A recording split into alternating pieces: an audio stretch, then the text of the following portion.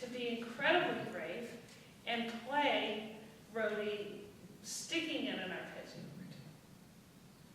If you don't want it, that's okay, because it actually takes more concentration. Did you say speaking to arpeggios? No, playing over the Rhodey jam. Are you talking about the lament or the regular one, or what? No, this lament one. Okay. You want to try it? Okay, that's what we did, just like mixed with what we did before and whatever Yeah. we want. Yeah, Okay. yeah. Oh, but you know what's really cool, what jazz players will admit to you, is if you're on a low note, let's first do this exercise. You say, well, that's an appoggiatura. Why don't you just play through it once with some appoggiaturas? And it's like a dissonance with attitude. So we're going to...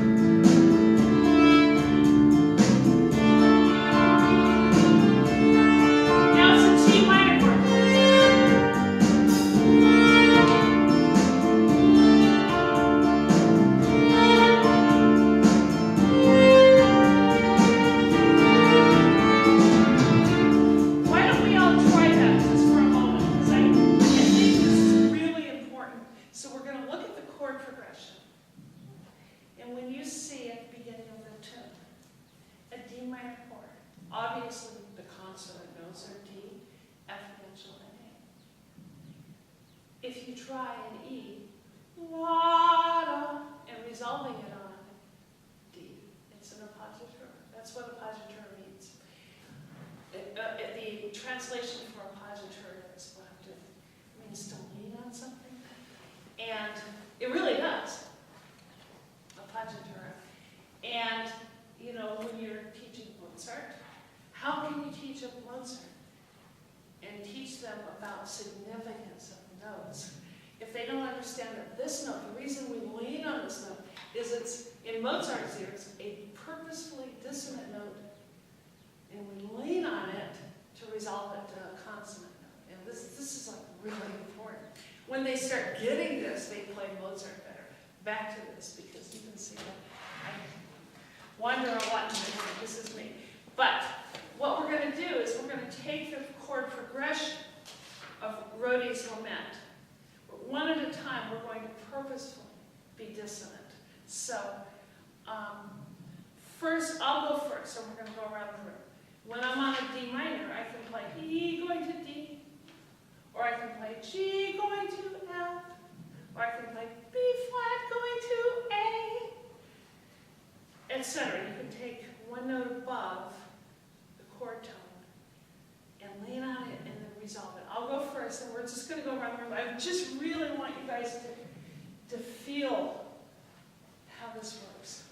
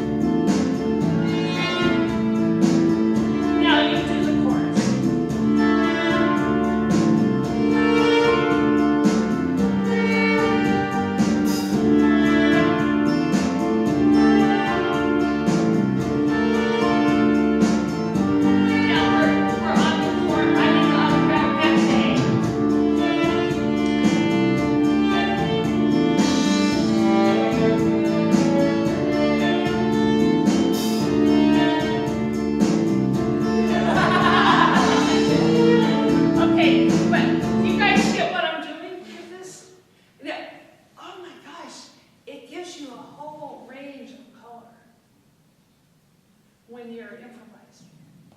And composers use this all the time. Mozart, gosh, as far as I can tell, he did some tunes, he did some arpeggios, he did some scales, and a lot of appoggiaturas. Well, maybe that's simplistic. He was also a genius, and it's gorgeous music, but these were some of the techniques in it. If you take Mozart's music and you take the appoggiaturas out of it, it's Okay, so now we're going to go back to the arpeggiating around the melody. And Deborah's going to do that. And while she does it, you're going to listen. If she plays a quote-unquote wrong note, she's going to just keep playing and do it with attitude, like she meant it.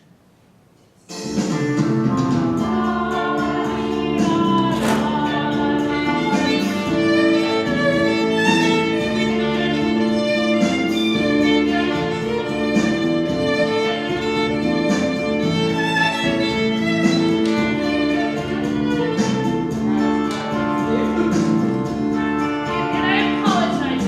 Now we're on section B. We're almost back to A.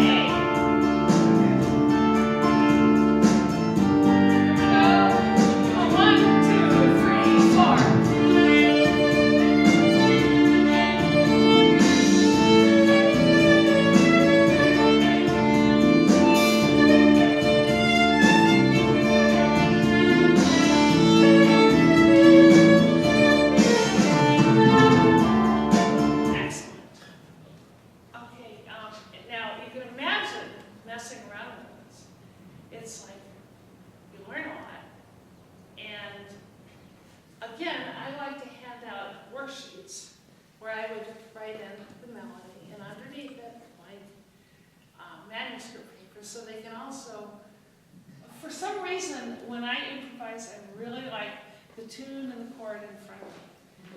Maybe it keeps me from daydreaming, I don't know, but other people do much better without it in front of them. It really is, an individual thing, whatever it takes, whatever causes someone to be able to take off and explore music on their own. Because I feel like with these young students, if they are encouraged to explore music more, they're going to play their classical music better. I've noticed this. And they're going to play better too. They're going to feel rhythm better. They're going to play, more musically. But in addition to that, that gives them whole ranges of other styles. Like you grew up classical and now you're Celtic, right? So let's do French folk song.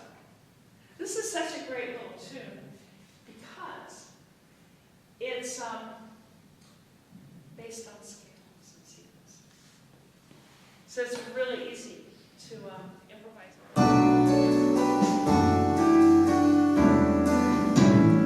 Here's the extra.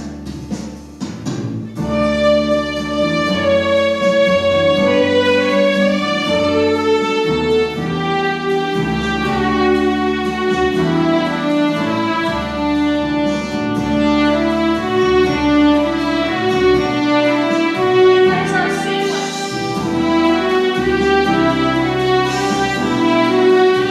And here's our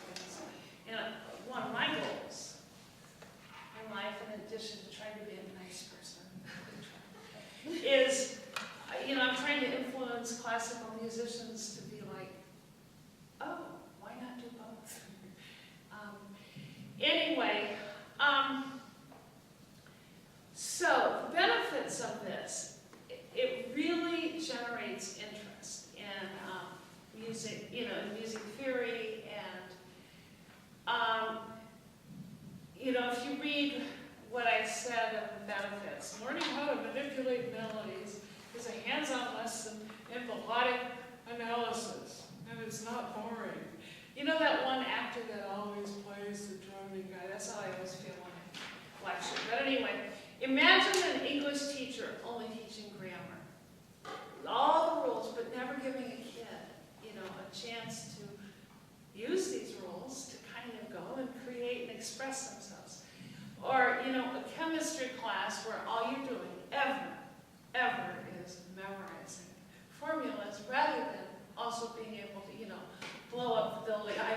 Experiment with things. It's like we've got to find ways to get kids experimenting with it because it's fun.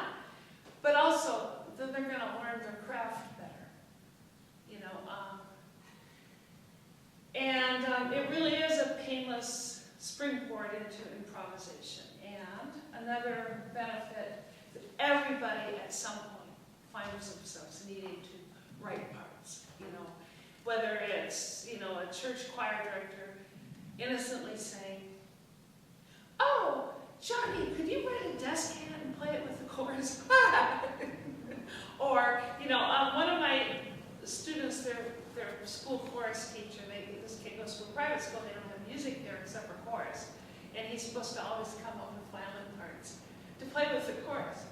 The teacher has no clue how hard it is. But, I've been using it with him because we've been really getting into how to write music with it, through training and divergent thinking, which is really important, as we, navigate through life, just to be able to look at a problem and think of, okay, I can do this. I have to just figure out how to solve this problem, and I let my mind wander, and maybe I'm going to come up with a better solution than if I only use the prescribed solution that someone else has